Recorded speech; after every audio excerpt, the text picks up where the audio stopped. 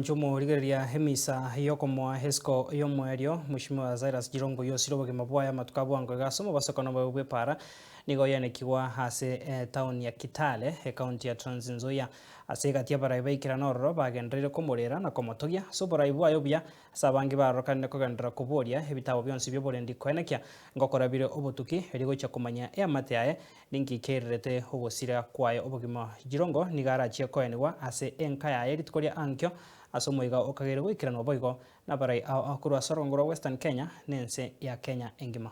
Hiyo itakuwa vyema kwa vyombo vya dola kufanya uchunguzi kamili kuhakikisha kwamba ripoti ambayo itatolewa itaenda sambamba na yale yote ambayo tumesikia, na pia italeta ile wanaita kwa kimombo closure to the issue of Cyrus Jirongo. It is an imperative that we cannot relent. It's imperative because this is how many people have disappeared, and we need to allow the family to rest, knowing what has happened to one of their own. Wafanye thorough investigation, waambie wananchi vile ilikuwa. Kwa maana wananchi wanauliza maswali mengi. It doesn't add up. It doesn't add up. Kuna kitu moja tu ambaye watu kila mara wanauliza. Ile bus ambaye iligongana na Jirongo ilikuwa inaenda Busia. Khadiri yuko wapi? Na iligongana na watu walikuwa kule, basi ikiwa inaenda Busia, 90% ya wale watu lazima walikuwa Waluhya. Hao namna gani?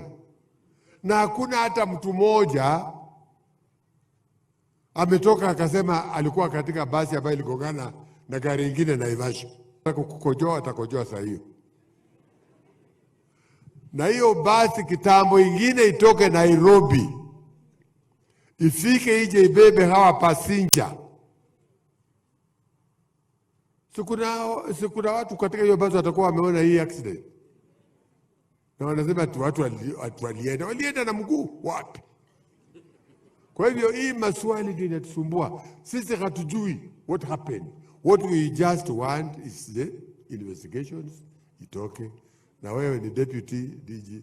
Wewe sema tu watu wa Jirongo wanataka tu kujua. Ukiona watu wanaenda mpaka wanasema watatoa tochi, ati sasa wanafikiri polisi wameshindwa na kazi, sasa tutumie tochi.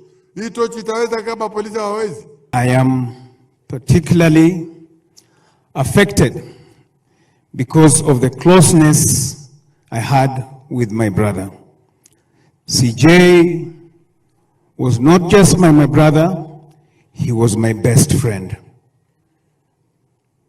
He was not just my best friend, he was my business partner. He was not just my business partner,